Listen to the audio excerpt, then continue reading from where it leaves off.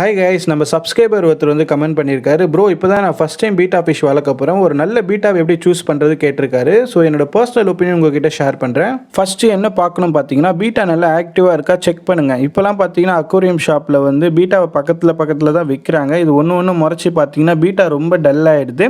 இதனால் வால்னால் ரொம்ப சுருங்கி போயிடுது. ஸோ இந்தமாரி பீட்டாவை நீங்கள் சூஸ் பண்ணாதீங்க. ஸோ ஃபிஷ்ஷு நல்லா ஆக்டிவாக இருக்கா, பக்கத்தில் இருக்க மீனை பார்த்து நல்லா முறைக்குதா, நம்ம விரலை வச்சா நம்ம விரலை பார்த்தே அது முறைக்கணும். ஸோ இந்தமாரி மீனை இருந்தால் நீங்கள் தாராளமாக வாங்கலாம். நெக்ஸ்ட் பீட்டாவோட சைஸு. நிறைய பேர் பார்த்தீங்கன்னா ஒரு 100 ரூபீஸ்க்கு ஒரு ஃபுல் மூன் பீட்டா வாங்குறோன்னா அதில் எது பெருசாக இருக்கோ அதை தான் நம்ம சூஸ் பண்ணுவோம். அந்த மாதிரி பீட்டா ஃபிஷ்ஷை வாங்காதீங்க. ஏன்னா கொஞ்ச நாளே பார்த்தீங்கன்னா அது வால்னால் சுருங்கி போயிட்டு மீன் ரொம்ப தொங்கி போயிடும். ஸோ பிகினஸாக இருந்தீங்கன்னா ஒரு மீடியம் சைஸ் பீட்டா வாங்கினீங்கன்னா கரெக்டாக இருக்கும். அதுக்கப்புறம் அக்வேரியம் ஷாப்பில் இருக்க பவுல்லையும் சரி டேங்க்லையும் சரி பீட்டா ஃபிஷ் நல்லா ஆக்டிவாக இருந்து அதுலேயே பபுள்னஸ் கட்டி இருந்துச்சுன்னா அந்த பீட்டாவை நம்ம தாராளமாக வாங்கலாம்.